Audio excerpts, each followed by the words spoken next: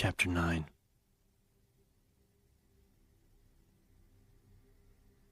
Thanks to a van parked in the alley behind Kendo's, Leon's straight shot to the station had taken a few detours, through an infested basketball court, another alley, and a parked bus that had reeked from the sprawled corpses inside.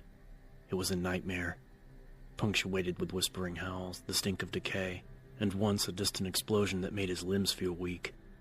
And though he had to shoot 3 more of the Walking Dead and was wired to the teeth with adrenaline and horror, he somehow managed to hold on to his hope that the RPD building would be a safe haven, that there would be some kind of crisis center set up, manned by police and paramedics, people in authority making decisions and marshaling forces.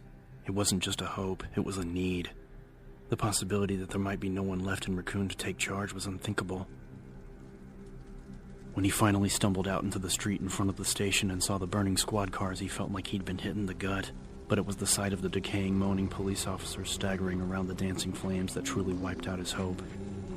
There were only about 50 or 60 cops on the RPD force, and a full third of them were lurching through the wreckage or dead and bloody on the pavement not 100 feet from the front door. Leon forced the despair away, fixing his sight on the gate that led to the RPD building's courtyard. Whether or not anyone had survived, he had to stick with his plan, put out a call for help, and there was Claire to think about. Concentrating on his fears would only make it harder to do whatever needed to be done. He ran for the gate, nimbly dodging a horribly burned uniformed cop with blackened bones for fingers.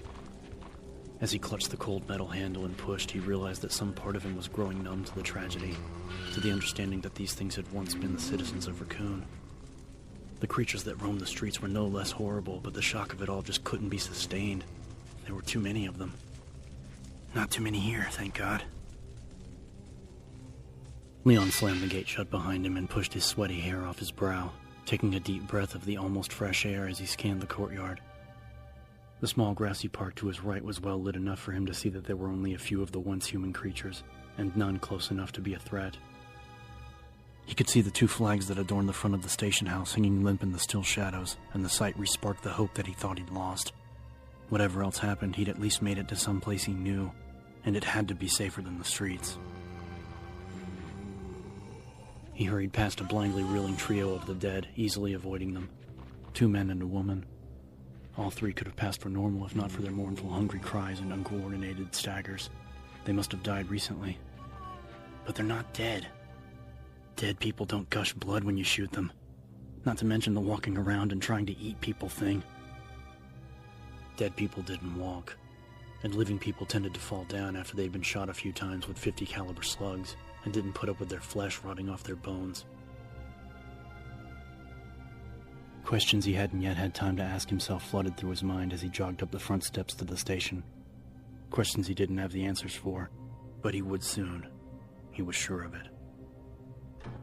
The door wasn't locked, but Leon didn't allow himself to feel surprise. With all he'd been through since he hit town, he figured it would be best to keep his expectations to a minimum. He pushed it open and stepped inside, magnum raised and his finger on the trigger. Empty. There was no sign of life in the grand old lobby of the RPD building, and no sign of the disaster that had overtaken Raccoon. Leon gave up on not feeling surprised, closing the door behind him and stepping down into the sunken lobby. Hello? Leon kept his voice low, but it carried, echoing back to him in a whisper. Everything looked just as he remembered it. 3 floors of classically styled architecture in oak and marble. There was a stone statue of a woman carrying a water pitcher in the lower part of the large room, a ramp on either side leading up to the receptionist station. The RPD seal set into the floor in front of the statue gleamed softly in the diffused light from the wall lamps, as if it had just been polished. No bodies, no blood, not even a shell casing. If there was an attack here, where the hell's the evidence? Uneasy at the profound silence of the huge chamber, Leon walked up the ramp to his left, stopping at the counter of the reception desk and leaning over it. Except for the fact that it was unmanned, nothing seemed to be out of place. There was a phone on the desk below the counter. Leon picked up the receiver and cradled it between his head and shoulder, tapping at the buttons with fingers that felt cold and distant. Not even a dial tone. All he heard was the sound of his own heavily thumping heart. He put the phone down and turned to face the empty room, trying to decide on where to go first. As much as he wanted to find Claire, he also desperately wanted to hook up with some other cops. He'd received a copy of an RPD memo just a couple of weeks before stating that several of the departments were going to be relocated, but that didn't really matter. If there were cops hiding in the building, they probably weren't concerned with sticking close to their desks. There were 3 doors leading away from the lobby to different parts of the sprawling station, 2 on the west side, the other on the east. Of the 2 on the west, one led through a series of halls toward the back of the building, past a couple of filing offices and a briefing room. The second opened into the uniformed officer's squad room and lockers, which then connected into one of the corridors near the stairs to the second floor. The east door, in fact the whole east side of the first floor, was primarily for the detectives, offices, interrogation, and a press room. There was also access to the basement garage and another set of stairs on the outside of the building. Claire probably came in through the garage, or through the back lot to the roof. Or she could have circled around and come through the same door he had, assuming she'd even made it to the station. She could be anywhere, and considering that the building took up almost an entire city block, there was a lot of ground to cover. Finally deciding that he had to start somewhere, he walked toward the squad room for the beat cops, where his own locker would be. A random choice, but he'd spent more time there than anywhere else in the station, interviewing and working through scheduling. Besides, it was closest, and the tomb-like silence of the oversized lobby was giving him the creeps. The door wasn't locked, and Leon pushed it open slowly, holding his breath and hoping that the room would be as undisturbed and orderly as the lobby. What he saw instead was the confirmation of his earlier fears. The creatures had been there, with a vengeance. The long room had been trashed, tables and chairs splintered and overturned everywhere he looked. Smears of dried blood decorated the walls, splashes of it in tacky, trailing puddles on the floor, leading toward... Oh, man. The cop was sitting against the lockers to his left, his legs splayed, half hidden by a smashed table. At the sound of Leon's voice, he weakly raised one shaking arm, pointed a weapon vaguely in Leon's direction, then lowered it again, seemingly exhausted by the effort. His midsection was awash with blood, his dark features contorted with pain. Leon was crouching at his side in 2 steps, gently touching his shoulder. He couldn't see the wound, but there was so much blood that he knew it was bad. Who are you? The cop whispered. The soft, almost dreamy tone of his voice scared Leon as much as the still oozing wound and the glassy look in his dark eyes. The man was slipping, fast. They'd never formally met, but Leon had seen him before. The young African-American beat cop had been pointed out to him as sharp, on the fast track to detective. Marvin Browna. I'm Leon Kennedy. What happened here? Leon asked, his hand still on Browna's shoulder. A sickly heat radiated through the officer's ragged shirt.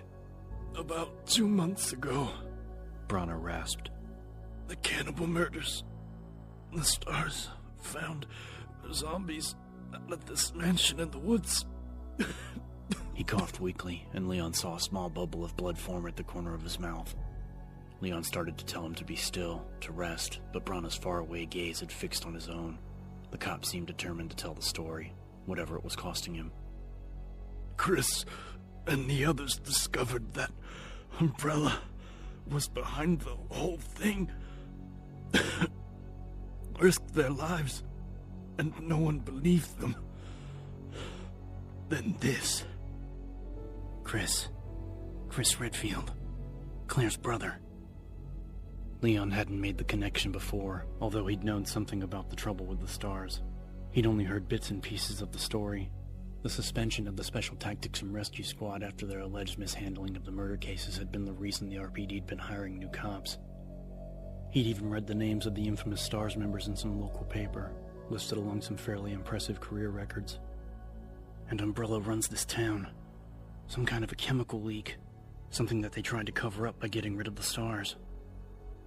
All of this went through his mind in a split second, then Browna coughed again, the sound even weaker than before. Hang in there, Leon said, and quickly looked around for something to use to stop the bleeding, inwardly kicking himself for not having done it already. A locker next to Browna was partly open. A crumpled t-shirt lay at the bottom. Leon scooped it up and folded it haphazardly, pressing it against Browna's stomach. The cop placed his own bloody hand over the makeshift bandage, closing his eyes as he spoke again in a wheezing gasp. Don't worry about me.